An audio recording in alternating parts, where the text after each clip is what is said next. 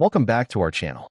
In today's episode, we're diving into a chilling story set deep within a haunted forest beyond the wall, a place where fear lurks in the darkness and something ancient may be watching from the shadows.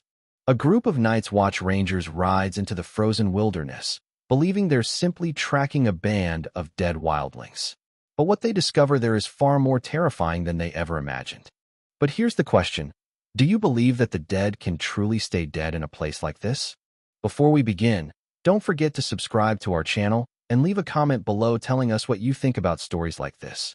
Your thoughts and theories always make the discussion more interesting.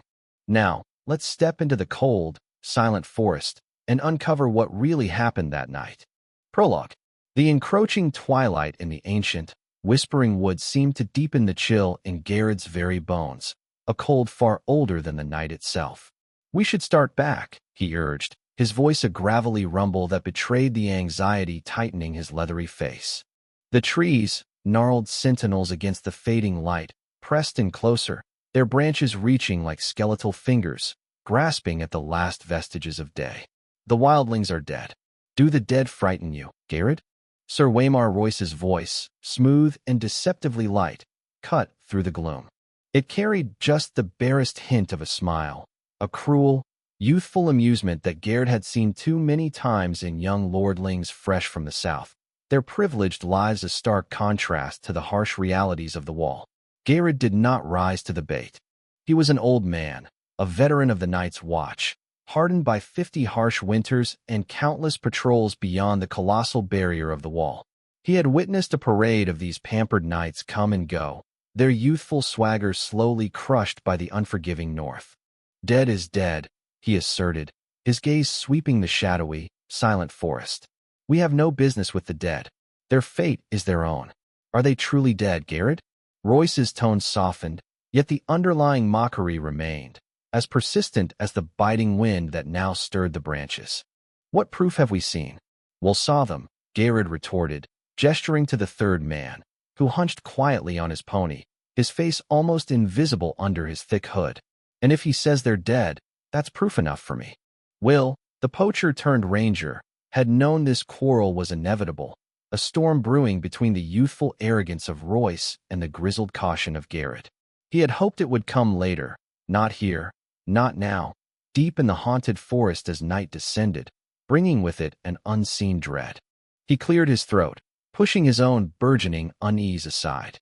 "My mother told me that dead men sing no songs," he put in, his voice a quiet murmur.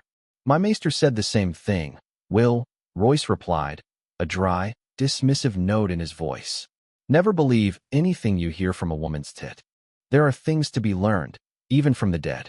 His words, spoken with an unearned gravitas, echoed too loudly in the twilight forest, disturbing the fragile silence, a silence that felt heavy and wrong, like a held breath.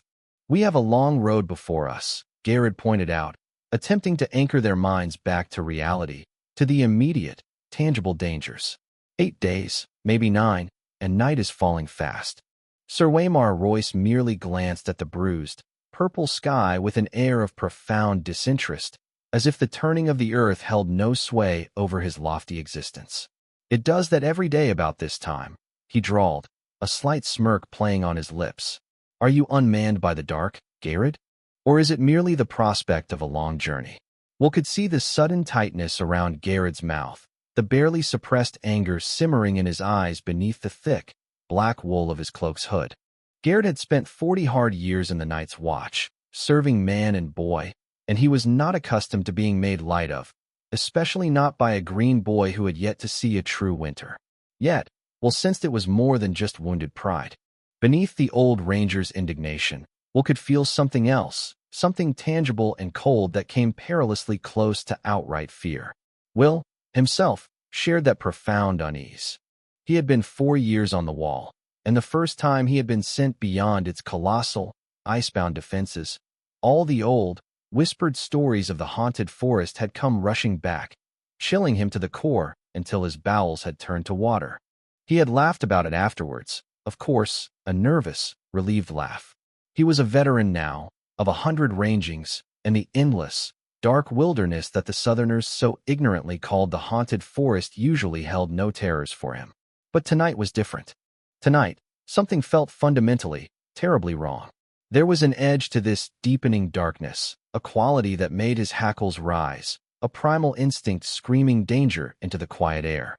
They had been riding for 9 long days, heading north and northwest, then north again, pushing farther and farther from the reassuring solidity of the wall, relentlessly tracking a band of wildling raiders. Each day had been a trial, a little worse than the one before. Today, however, was the worst of all. A cold, preternatural wind, sharp as a whetted blade, was blowing out of the north, making the ancient trees rustle like living, whispering things, their skeletal branches groaning in protest. All day, Will had felt an oppressive sense of being watched, observed by something cold, implacable, and utterly devoid of warmth or compassion. Gerd, he knew, had felt it too. The old man's unease was a palpable thing, a heavy cloud in the air. Will wanted nothing more than to spur his shaggy Garen to a desperate gallop, riding hellbent for the safety and towering embrace of the wall. But such a feeling was not one to share with your commander, especially not a commander like Sir Waymar Royce. Sir Waymar was the youngest son of an ancient, proud house, one with far too many heirs vying for scraps of glory and status. He was a handsome youth of 18, with keen gray eyes, as graceful and slender as a freshly honed knife. Astride his huge, black destrier, a magnificent warhorse bred for battle, the knight towered imperiously above Will and Gerd, who rode their smaller, shaggy Garens, humble beasts of burden. Royce was clad in black leather boots, black woolen pants, thick black moleskin gloves, and a fine, supple coat of gleaming black ring mail, worn over insulating layers of black wool and boiled leather. Sir Waymar had been a sworn brother of the Night's Watch for less than half a year, a mere 6 months, yet no one, least of all himself, could say he was not prepared for his vacation, at least as far as his meticulously chosen wardrobe was concerned. His cloak, however, was his crowning glory, a magnificent mantle of sable, thick and black and so soft it felt sinful to the touch. He killed them all himself. He did, Garrett had told the barracks over watered-down wine, his voice laced with bitter sarcasm. Twisted their little heads off, our mighty warrior. They had all shared a laugh then, a dark, cynical sound that had bound them in shared contempt. It was hard, Will reflected now, shivering atop his Garen in the deepening chill, to take orders from a man you had openly mocked in your cups. Garrett, Will was certain, must have felt the same, perhaps even more keenly, given his long years of service. Mormont said we should track them, and we did, Garrett muttered, his voice barely audible above the rising wind. They're dead. They shan't trouble us no more. There's hard riding before us. I don't like this weather. If it snows, we could be a fortnight getting back, and snow's the best we can hope for. Ever seen an ice storm, my lord? The young lordling seemed not to hear him. Sir Waymar Royce studied the deepening twilight, his expression a familiar blend of half-bored indifference and half-distracted contemplation, as if the world beyond his thoughts barely registered. Will had ridden with the knight long enough to understand that it was always best not to interrupt him when he looked like that. Tell me again what you saw, Will. All the details. Leave nothing out. Will had been a hunter before he joined the Night's Watch. Well, a poacher, in truth, an art he had perfected in the shadowed woods of the south. Mallister-free riders had caught him red-handed, deep in the Mallister's own ancestral wood, in the very act of skinning one of the Mallister's own bucks. It had been a stark choice. Put on the black and take the oath, or lose a hand, a grim reminder of justice in the Seven Kingdoms. No one, not even the most seasoned rangers, could move through the dense, silent woods as silently as Will. It had not taken the Black brothers long to discover his singular talent.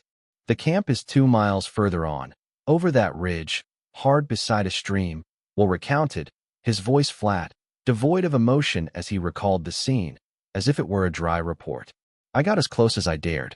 There's 8 of them, men and women both, no children. I could see they put a crude lean-to against a rock. The snow's pretty well covered it now, but I could still make it out. No fire burning, but the fire pit was still plain as day. No one moving. I watched a long time. No living man ever lay so still. Did you see any blood? No, Will admitted, a pause betraying his own confusion, his brow furrowing slightly. Did you see any weapons? Some swords, a few bows. One man had an axe. Heavy-looking, double-bladed, a cruel piece of iron. It was on the ground beside him, right by his hand. Did you make note of the position of the bodies? Will shrugged, a slight tremor running through him despite his efforts to remain composed in the face of Royce's cool scrutiny. A couple are sitting up against the rock. Most of them on the ground, fallen-like. Or sleeping, Royce suggested, a faint smile touching his lips, a challenge in his eyes. Fallen, Will insisted, his voice hardening with conviction, a deep certainty that defied simple logic. There's one woman up in an ironwood, half hid in the branches. A far ways. He smiled thinly, a chilling memory flickering in his eyes. I took care she never saw me. When I got closer, I saw that she wasn't moving neither. Despite himself, a shiver, cold and sharp as an ice splinter, ran down Will's spine, a profound sense of wrongness. You have a chill? Royce asked, his tone laced with a hint of disdain for such weakness, a superior air. Some, Will muttered, hugging himself tighter, feeling the cold seep into his cloak. The wind, my lord. The young knight turned back to his grizzled man-at-arms, his expression one of dismissive impatience. Frost-fallen leaves, brittle and brown, whispered past them on the rising wind, rustling like parchment.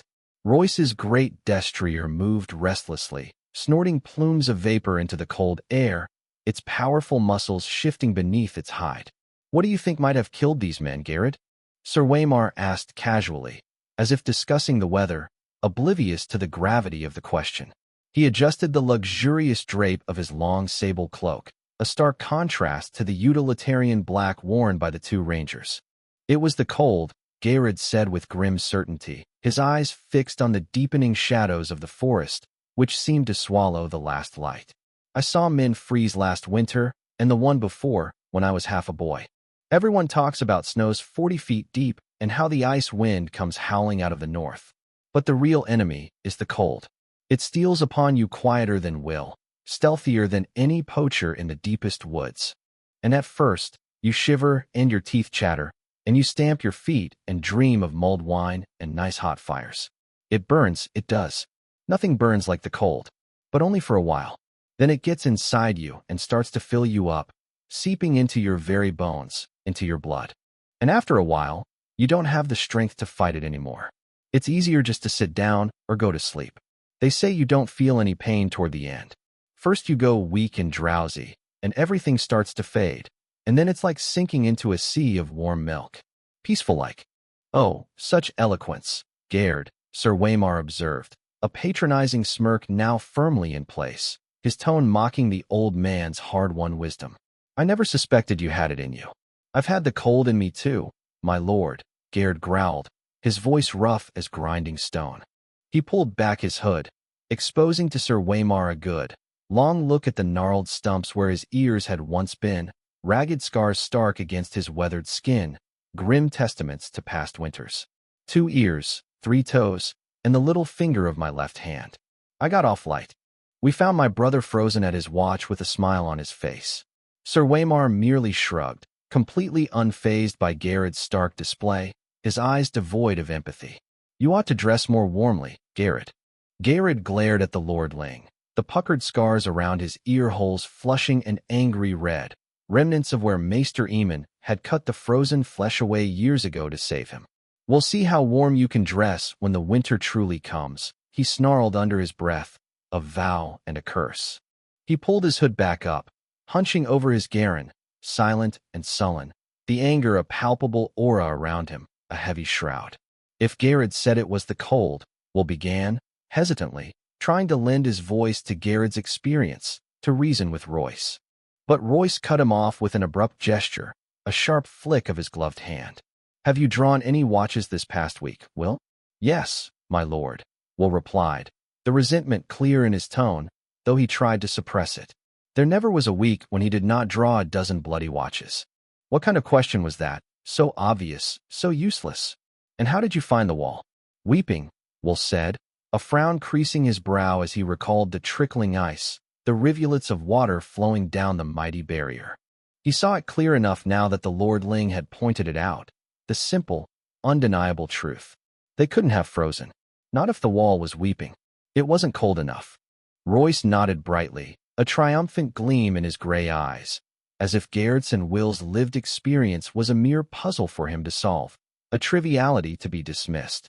We've had a few light frosts this past week and a quick flurry of snow now and then, but surely no cold fierce enough to kill 8 grown men. Men clad in fur and leather, let me remind you, with shelter near at hand and the means of making fire. The knight's smile was cocky, a thin, superior curve of his lips, a testament to his own unquestioning certainty. Will lead us there. I would see these dead men for myself. And then, there was truly nothing to be done for it. The order had been given, sealed by Royce's authority and honor. That fickle mistress bound them to obey, even into the teeth of their deepest fears, into the growing darkness. Will went in front, his shaggy little Garen picking its way carefully through the dense, grasping undergrowth, its hooves almost silent on the frozen earth. A light snow had fallen the night before, a deceptive white blanket over treacherous ground. Beneath its thin crust lay hidden stones and gnarled roots, along with unseen sinks of mud and ice, all waiting to trip the careless and the unwary. Sir Waymar Royce came next, his great black destrier snorting impatiently, its hooves clattering too loudly on the frozen earth, betraying their presence to the silent woods. The warhorse, so majestic on a battlefield, was utterly the wrong mount for ranging in this wild terrain, but try and tell that to the Lord Ling, with his unwavering belief in his own superiority. Garrett brought up the rear, the old man-at-arms muttering to himself, his words lost to the rising wind and the creak of his saddle as he rode, a litany of dire warnings. Twilight deepened its embrace, consuming the last vestiges of light. The cloudless sky, earlier a faint, ethereal blue, now turned a deep, bruised purple, the color of an old wound, then faded imperceptibly to an absolute, star-pricked black. The first tentative stars began to glimmer, distant, cold jewels in the void. A half-moon, like a pale, watchful eye, rose above the skeletal treetops, casting eerie, distorted shadows that danced like ghosts. Will was profoundly grateful for its meager light, grateful for anything that might pierce the oppressive, palpable darkness. "We can make a better pace than this, surely," Royce said when the moon was full risen, its cold light bathing the forest in silver and shadow, transforming the mundane into the sinister. "Not with this horse," Will replied, his fear making him insolent, a dangerous edge in his voice he usually suppressed, a flicker of defiance. "Perhaps my lord would care to take the lead?" Sir Waymar Royce did not deign to reply, his silence more damning than any reprimand, a chilling dismissal. Somewhere off in the endless wood, a wolf howled, a long, mournful cry that seemed to cut through the very air, raising the hair on Will's neck, a sound of primeval wildness. Will pulled his Garen over beside an ancient, gnarled ironwood tree, its branches twisted like the limbs of an old man, its bark rough and scarred, and dismounted. "Why are you stopping?" Sir Waymar asked, his voice sharp with irritation, his patience wearing thin.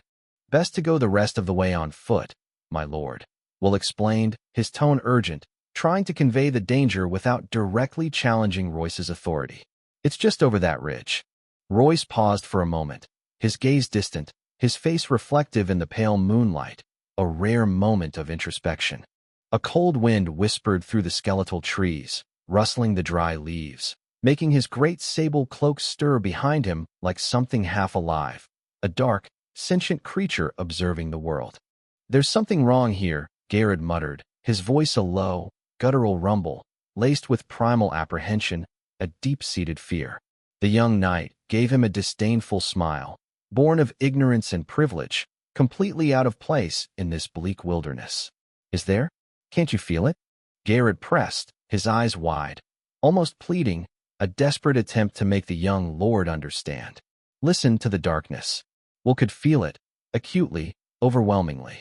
For years on the night's watch, for years of facing dangers and terrors beyond the wall, and he had never been so profoundly afraid, so utterly gripped by dread. What was it? Wind, trees rustling, a wolf's distant cry? Which sound, which phantom sensation, Was it that unmanned Garrod, the veteran, the man who had faced true cold and returned scarred, yet now trembled? When Garrod did not answer, Royce slid gracefully from his saddle, his movements fluid and unhurried, despite the mounting tension in the air. He tied the destrier securely to a low-hanging limb, well away from the other horses, and with a soft rasp of steel, drew his long sword from its sheath. Jewels glittered like frozen tears in its hilt, and the moonlight ran like quicksilver down the shining steel. It was a splendid weapon, castle-forged, and new-made from the look of it, its blade unblemished, gleaming with an unused purity.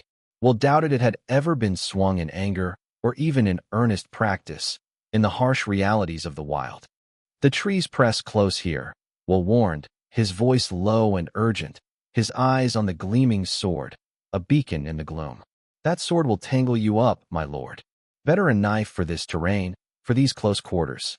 If I need instruction, I will ask for it, the young lord said, his voice clipped, cutting off further advice, his tone brooking no argument. Garrod, stay here. Guard the horses. Garrod dismounted, his movements stiff, his face etched with concern, a deep furrow in his brow. We need a fire. I'll see to it. How big a fool are you, old man? Royce snapped, his patience worn thin by Garrod's defiance, his words sharp as ice. If there are enemies in this wood, a fire is the last thing we want. It would betray our position. There are some enemies a fire will keep away, Garrod countered, his eyes meeting Royce's, a flicker of something desperate within them, a desperate knowledge.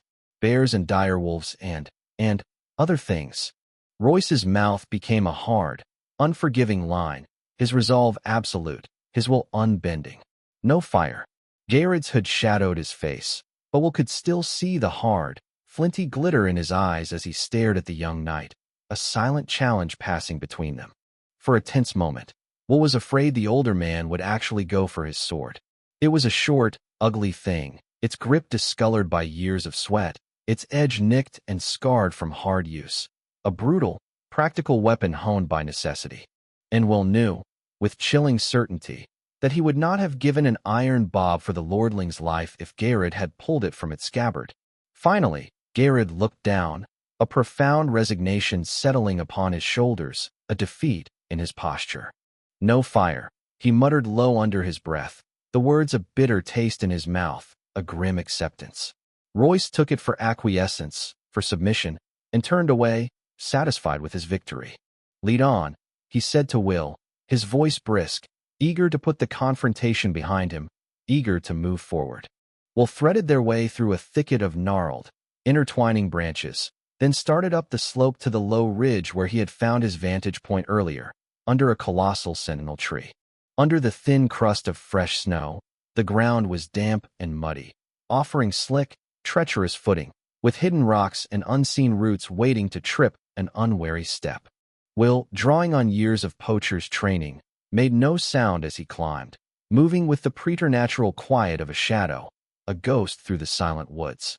Behind him, he heard the soft, metallic slither of the Lord's ring mail, the incessant rustle of dried leaves under Royce's heavy boots, and muttered curses as reaching branches grabbed at his long sword, pulling at his splendid, flowing sable cloak, hindering his progress, tangling him in the forest's embrace. The great sentinel, an ancient ironwood whose topmost branches scraped the frigid sky, was right there at the top of the ridge, exactly where Will had known it would be. Its lowest branches, thick as a man's thigh, were a bare foot off the ground, forming a perfect, concealed hollow. Will slid in underneath, flat on his belly in the snow and mud, pressing himself against the cold earth, making himself as small as possible, and looked down on the empty clearing below. His heart stopped in his chest, a sudden, agonizing spasm. For a moment, he dared not even breathe, the cold air burning in his lungs, his body frozen. Moonlight, stark and unforgiving, shone down on the clearing. The ashes of the fire pit, now a gray smear against the snow-covered lean-to, a misshapen hump, the great rock, the little, half-frozen stream, its surface glittering faintly like shattered glass. Everything was just as it had been a few hours ago, precisely as he had left it, an undisturbed tableau. But they were gone. All the bodies were gone. Gods. He heard a sharp gasp behind him. A sword slashed violently at a low-hanging branch as Sir Waymar Royce, with less grace than he typically possessed, gained the ridge. He stood there beside the sentinel, his long sword clutched in hand, its blade catching the moonlight, his magnificent sable cloak billowing behind him like a dark, predatory wing as the wind suddenly came up, cold and strong. He was silhouetted nobly against the shimmering tapestry of the stars, a figure for all the world to see, a beacon for any lurking foe in the profound darkness. "Get down," Will whispered urgently, his voice raw with terror, a desperate plea, his eyes wide and fixed on the empty clearing. "Something's wrong, my lord." Royce did not move. He looked down at the empty clearing, his expression shifting from confusion to disdain, a patronizing look on his youthful face. And then he simply laughed, a cold, derisive sound that echoed in the silent, waiting woods. "Your dead men seem to have moved camp, Will. A rather clever trick, wouldn't you say? Perhaps they merely grew tired of lying still." Will's voice abandoned him entirely. He groped for words that simply would not come, his mind reeling from the impossible sight, struggling to comprehend what his eyes saw. It was not possible. His eyes swept back and forth over the abandoned campsite, frantically searching for an explanation, for any sign, and then they stopped, fixed on a single, glaring detail: the axe. The huge, double-bladed battle axe, heavy-looking and cruel, still lay where he had seen it last, untouched, glinting dully in the moonlight. A valuable weapon, left behind. Why? No wildling would abandon such a prize. "On your feet, Will," Royce commanded, his voice sharp with impatience, his authority absolute. "There's no one here. I won't have you hiding under a bush like a common rabbit, trembling in fear." Reluctantly, Will obeyed, his limbs stiff, his body screaming in protest, a profound reluctance in every movement. Sir Waymar looked him over with open disapproval, his gaze conveying his contempt for what he perceived as cowardice, a weakness he could not fathom. "I'm not going back to Castle Black a failure on my first ranging. We will find these men." He glanced around, his eyes piercing the gloom, seeking answers. "Up the tree. Be quick about it. Look for a fire. Look for any sign of them." Will turned away, wordless. There was no use to argue with such stubborn, ingrained arrogance, with a mind so closed to the truth staring them in the face. The wind, now a living, malevolent force, was moving, and it cut right through him, chilling him to the bone, into his very soul. He went to the tree, a colossal, ancient sentinel, its bark a deep, sulphurous gray-green, and began to climb. Soon, his hands were sticky with its cold, resinous sap, and he was lost among the thick, scratching needles of its branches, swallowed by the darkness. Fear, cold and cloying, filled his gut like a meal he could not digest, a nauseating weight settling in his stomach. He whispered a silent, desperate prayer to the nameless gods of the woods, the ancient ones, the old gods of the north, and slipped his dirk free of its sheath. He put the short, heavy blade between his teeth, the taste of cold iron a familiar, almost comforting presence in his mouth, keeping both hands free for climbing, for survival. Down below, the lordling called out suddenly, his voice sharp and unexpected, a sudden break in the oppressive silence. "Who goes there?" Will heard a flicker of uncertainty in the challenge, a subtle waver that spoke volumes, a tiny crack in Royce's facade. He stopped climbing, pressing himself against the rough bark, barely daring to breathe. He listened. He watched. The woods gave answer, not to Royce's challenge, but to the silence that followed. The rustle of leaves, the icy rush of the stream, a distant, lonely hoot of a snow owl, mournful and echoing. The others, Royce and Gerd, made no sound. Will saw movement from the corner of his eye, pale shapes, indistinct and fluid, gliding through the wood, moving with an eerie, unnatural grace and impossible lightness. He turned his head, glimpsed a white shadow, impossibly pale against the darkness. Then it was gone, vanished as if it had never been, a trick of the light, a phantom. Branches stirred gently in the wind, scratching at one another with wooden, skeletal fingers, creating a dry, rustling sound. Will opened his mouth to call down a warning. The words seemed to freeze in his throat, choked by an invisible hand, by the sheer, overwhelming terror. Perhaps he was wrong. Perhaps it had only been a bird, a trick of the light, a reflection on the snow, or some cruel illusion born of the moonlight. What had he truly seen after all? "Well, where are you?"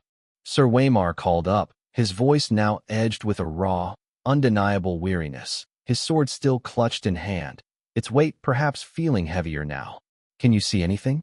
He was turning in a slow, almost desperate circle, his head swiveling from side to side, peering into the shadows. He must have felt them, Will realized with a chilling certainty, just as Will felt them, their presence a cold pressure in the air. There was nothing to see, and yet everything to feel, an unseen threat. "Answer me. Why is it so cold?" It was cold. A bone-deep, unnatural cold that seemed to suck the warmth from the very air, from the living world, from his very soul. Shivering uncontrollably, Will clung more tightly to his precarious perch, his face pressed hard against the rough, sap-sticky trunk of the sentinel tree. He could feel the sweet, sticky sap on his cheek, cold and wet, a tiny comfort against the vast chill. A shadow, deeper and colder than the forest's own, emerged from the dark of the woods. It stood in front of Royce, tall it was, and gaunt and hard as ancient bones, with flesh pale as milk, almost translucent, luminous in the moonlight. Its armor seemed to shimmer, to subtly change colors as it moved. Here it was white as newly fallen snow, there black as the deepest shadow, and everywhere dappled with the deep gray-green of the trees, a living camouflage, utterly alien.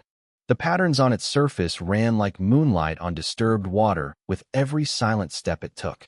Will heard the breath go out of Sir Waymar Royce in a long, shuddering hiss, a sound of pure terror, a dying gasp of courage. "Come no further," the lordling warned, his voice cracking like a boy's, stripped bare of all bravado, of all his practiced arrogance. He threw the long sable cloak back over his shoulders, a dramatic gesture to free his arms for battle, and gripped his sword in both hands, his knuckles white against the dark hilt, trembling visibly. The wind had stopped, abruptly, completely. The silence was absolute, suffocating, broken only by the frantic beat of Will's heart. It was very, very cold. The other slid forward on silent feet, moving with a fluid grace that defied its gaunt appearance, a predatory elegance. In its hand was a long sword, unlike any Will had ever seen, unlike any human metal. No human metal had gone into the forging of that blade. It was alive with moonlight, translucent, a shard of pure crystal so impossibly thin that it seemed almost to vanish when seen edge-on. There was a faint blue shimmer to the thing, a ghost light that played around its edges, an ethereal aura, and somehow, Will knew with a chilling certainty, it was sharper than any razor ever honed by human hands, sharper than death itself. Sir Waymar met it bravely, his youthful arrogance now replaced by a fierce, desperate courage, a flicker of true nobility in his eyes. "Dance with me, then," he shouted, a challenge thrown into the icy silence, a final defiance. He lifted his sword high above his head, defiant, a last, desperate act of bravado. His hands trembled, either from the sheer weight of the heavy blade, or perhaps from the unnatural cold that now permeated everything, that seemed to freeze his very blood. Yet, in that fleeting moment, Will thought he saw something in Royce, a flicker of true resolve. He was a boy no longer, but a man of the night's watch, facing his end with a measure of grace. The other halted, its movements precise, unervingly deliberate, a silent, deadly statue. Will saw its eyes, blue, deeper and bluer than any human eyes, a blue that burned with an internal, icy fire, cold and ancient. They fixed on the long sword, trembling on high, watched the moonlight running cold along the metal, reflecting in their chilling depths. For a single, terrifying heartbeat, Will dared to hope, a foolish, desperate hope, for a miracle that would not come. Sir Waymar may have felt the crushing cold that accompanied their spectral arrival, the sudden drop in temperature that stung his exposed skin, but he never saw them, never heard their silent approach, shrouded as they were in the darkness and the fear they exuded. Will had to call out, he knew. It was his duty, his sacred oath, to warn his sworn brother, but it would also be his death if he did. He shivered violently, hugging the tree, pressing himself into its bark, making himself part of the ancient wood, and kept a terrifying silence, frozen by terror. The pale sword came shivering through the air, moving with impossible speed, a blur of deadly crystal. Sir Waymar met it with steel, a desperate parry, a futile gesture. When the blades met, there was no familiar ring of metal on metal, no clang of human combat, no sound of clashing steel. Instead, there was only a high, thin, almost unbearable sound at the very edge of hearing, like an animal screaming in unimaginable pain, a sound that seemed to tear at the fabric of reality, to shred the night itself. Royce checked a second blow, then a third, his feet sliding on the frozen earth, his breath coming in ragged gasps, and fell back a step, a grimace of effort on his face. Another flurry of blows, a blur of motion too fast to follow, and he fell back again, stumbling, losing his footing. Behind him, to his right, to his left, all around him, the watchers stood patient, silent, faceless, their shifting patterns of delicate, living armor making them all but invisible against the mottled backdrop of the wood, specters of ice.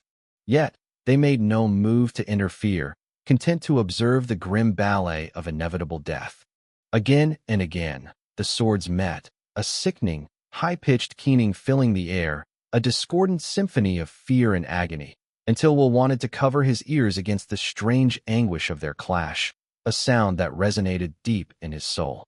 Sir Waymar was panting from the immense effort now, his breath steaming in ghostly plumes in the frigid moonlight. His blade, once gleaming, was now entirely white with frost, a sheath of rime, almost brittle.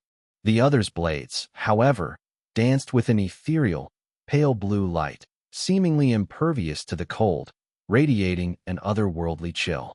Then, Royce's parry came a beat too late. The pale sword bit through the fine ring mail beneath his arm, slicing through the metal as if it were mere cloth, through the boiled leather, through everything. The young lord cried out, a sharp, choked sound of pain and disbelief, a sound that echoed his fading life. Blood, impossibly red and steaming in the unnatural cold, welled between the rings, dripping onto the snow. The droplets seemed red as fire where they touched the pristine white, sizzling softly as they froze, a macabre beauty. Sir Waymar's fingers brushed his side, a reflexive movement, a desperate touch. His moleskin glove came away soaked with his own crimson lifeblood. The other said something then, in a language that Will did not know, a series of clicks and whispers and chitters, sounds that were not human, sounds of grinding ice and shifting stone. Its voice was like the cracking of ice on a winter lake, a sound that bespoke ancient, forgotten cold, and the words, though incomprehensible, were undeniably mocking, filled with a cruel, alien amusement. Sir Waymar Royce, facing death, found his fury, a last, desperate surge of defiance.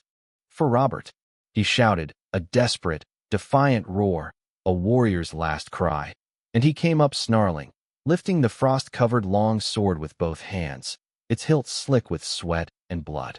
He swung it around in a flat, sidearm slash, putting all his remaining weight and furious despair behind the blow, a final, desperate gamble. The other's parry was almost lazy, dismissive, a flicker of movement, a gesture of absolute superiority. When the blades touched, the castle-forged steel of Royce's sword shattered. A piercing scream, human and raw, echoed through the silent forest night, a sound of agony and despair, and the long sword shivered into 100 brittle pieces, the shards scattering like a deadly rain of needles across the snow, glinting in the moonlight.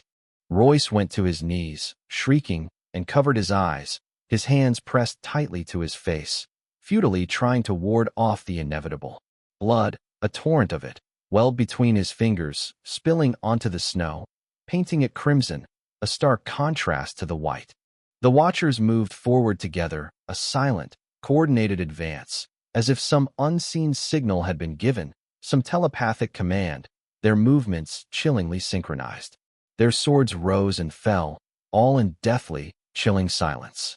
It was cold butchery, utterly devoid of passion or hatred, merely an act of dispassionate extermination, swift and merciless. The pale blade sliced through ring mail and boiled leather as if it were silk, through flesh and bone as if they were nothing, as if they merely passed through air. Will closed his eyes, unable to bear the sight. The screams of the dying lordling echoing in his mind, a sound that would haunt him forever. Far beneath him, he heard their voices and laughter, sharp and brittle as icicles, a sound of alien glee, a cruel, cold triumph. When he finally found the courage to look again, a long, agonizing time had passed, though he couldn't say how long. The ridge below was utterly empty, save for the bloodied snow and the shattered remnants of Royce's sword, tiny, glittering pieces of metal. He stayed in the tree, frozen with terror, scarce daring to breathe, while the moon, a silent witness, crept slowly across the vast, black sky, its cold light illuminating only the silence and the death below. His muscles screaming in protest and fingers numb as 10 frozen stumps, Will finally allowed himself to drop from the tree.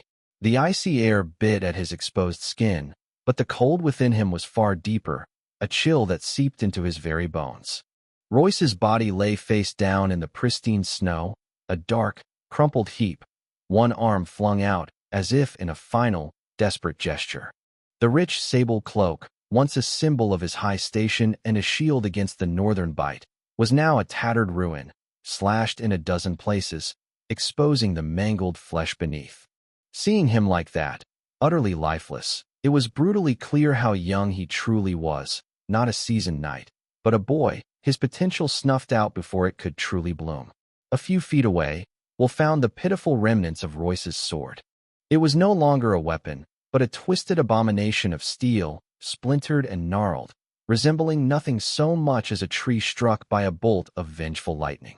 The very sight of it sent a fresh tremor through him. He knelt, the snow biting through his thin trousers, and swept his gaze across the silent, death-haunted clearing, his weariness a heavy cloak itself. Then, with a desperate resolve, he snatched up the broken blade. This, he thought, clutching the jagged metal until it bit into his palm, would be his proof. Garrod, grizzled and wise from decades on the wall, would surely understand its terrible meaning. And if not Garrod, then the old bear himself, Lord Commander Mormont, or even Maester Aemon, with his ancient eyes and vast knowledge, would piece together the horror from this ruined steel. But Garrod had been with the horses. Was he still there, waiting, blissfully unaware of the butchery that had transpired? Will had to hurry, before the night claimed him too. He pushed himself to his feet, a renewed urgency coursing through his veins, only to freeze. The fine clothes were now just rags, hanging in tatters, stiff with frost and glistening blood. His handsome face, once arrogant and young, was a ghastly ruin, pale as the snow, marred by deep, unnatural shadows. A jagged shard from his own broken sword was impaled precisely through the blind, milky white pupil of his left eye, a grotesque, sparkling ornament. But the right eye. That eye was wide open, and within its depths, a terrifying, unholy blue flame burned. It saw Will with an intelligence that was ancient and utterly devoid of warmth. The broken sword, his only hope for proof, slipped from Will's suddenly nerveless fingers and clattered onto the frozen ground. He squeezed his eyes shut, a silent prayer forming on his lips, the words meaningless even as he thought them. Long, impossibly elegant hands, gloved in the finest mole skin, brushed his cheek with a touch that was delicate yet chillingly precise, then tightened, like iron bands, around his throat. The gloves were sticky with blood, yet the touch was not warm, but arctic, drawing the very heat from his skin. The last thing he heard was the soft crunch of the snow. The last thing he felt was the insidious cold seeping deeper, deeper into him. Bran. The morning had dawned, clear and startlingly cold, with a crispness in the air that carried the faint, melancholy scent of summer's end. They had set forth at daybreak, a somber procession against the rising sun, to witness a man's beheading. Bran, a small figure among the towering men and horses, rode his pony, puffy, a knot of nervous excitement churning in his belly. This was a momentous day, the first time he had been deemed old enough to accompany his lord father and his brothers, Robb and Jon, to see the king's justice carried out. It was the 9th year of summer, a summer that had stretched on for an unusually long time, and the 7th year of Bran's life. The condemned man had been captured near a small holdfast nestled deep in the jagged hills of the Wolf's Wood. Robb, ever the one to grasp military matters, suspected he was a wildling, one of those fierce, lawless men sworn to Mance Rayder, the king beyond the wall. The thought of it made Bran's skin prickle with a mixture of fear and fascination. He vividly recalled the hearth tales spun by old Nan during long winter nights, terrifying legends whispered in hushed tones. Wildlings, she declared with a shiver, were cruel men, slavers and slayers and thieves. They consorted with giants and ghastly ghouls, stole innocent girl children from their beds in the dead of night, and drank blood from polished horns. And their women, old Nan would lean in close, her voice a dry rasp, were said to lie with the others during the endless darkness of the long night, birthing monstrous, inhuman children. But the man they had found, bound hand and foot to the rough stone wall of the holdfast, awaiting his lord father's judgment, was none of those terrifying things. He was old and painfully scrawny, barely taller than Robb. Frostbite had claimed both his ears and a finger, leaving him mutilated and vulnerable. He was dressed all in black, just like the sworn brothers of the Night's Watch, but his furs were ragged, greasy, and threadbare, offering little protection against the biting cold. The breath of man and horse mingled in the frigid air, forming clouds of white steam that quickly dissipated. Lord Eddard Stark, his face grim, gave a curt command, and two of his guardsmen roughly cut the man down from the wall, dragging him before the assembled company. Robb and Jon sat tall and still on their horses, their young faces solemn, with Bran positioned carefully between them on his pony. He tried his best to appear older than his 7 years, tried to pretend that he had witnessed such grim spectacles countless times before. A faint, chilling wind sighed through the holdfast gate.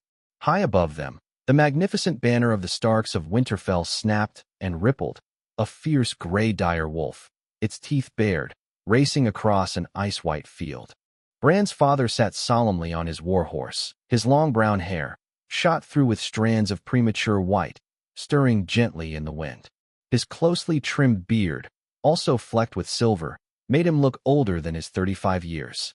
There was a grim, unyielding cast to his usually gentle gray eyes this day, and he seemed utterly unlike the man who would sit by the hearth in the evenings, talking softly of the age of heroes and the enigmatic children of the forest. He had shed his father's face, Bran thought with a shiver, and donned the stern, unyielding countenance of Lord Stark of Winterfell. Questions were asked, and terse answers were given there in the chill of the morning, but afterwards, the details blurred into an indistinct hum in Bran's memory. He could not recall much of what had actually been said. They forced his head down onto the hard, black wood with brutal efficiency.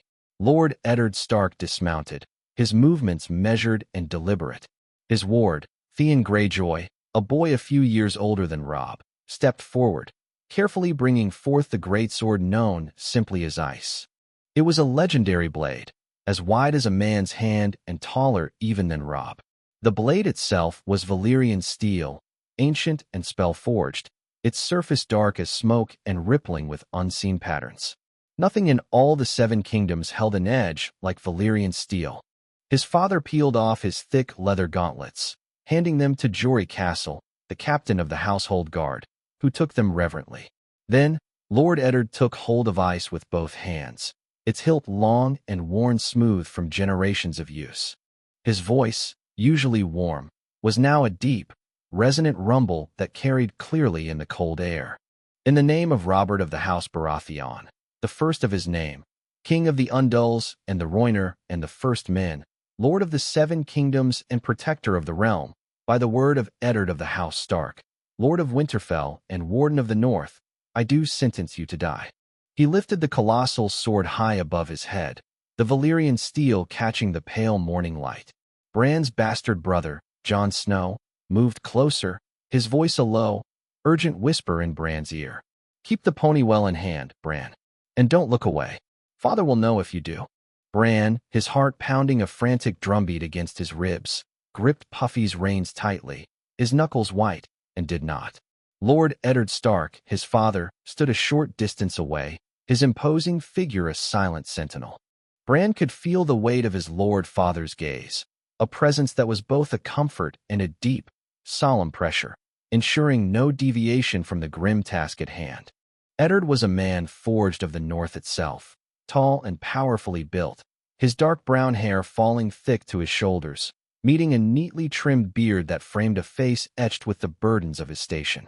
His eyes, the deep gray of a winter sky, were usually stern, reflective of the honor and duty that defined him, and held now a grim, unwavering focus. Even in perfect stillness, he exuded a formidable, almost primal strength, a composure as unyielding as the frozen earth beneath their feet, promising consequence to any who faltered. And that brings us to the end of today's story. This moment is not just a terrifying encounter in the wilderness. It also hints at a much darker mystery lurking beyond the wall. The cold, the silence of the forest, and the strange disappearance of the bodies all leave us with more questions than answers. But what do you think about what happened in this story? Do you believe the Rangers were facing something supernatural? Or could there be another explanation? Let us know your thoughts in the comments below. We'd love to hear your theories. And if you enjoyed this video, don't forget to like, subscribe to the channel, and share your thoughts with us so we can bring you more stories like this. Thanks for watching, and we'll see you again in the next episode.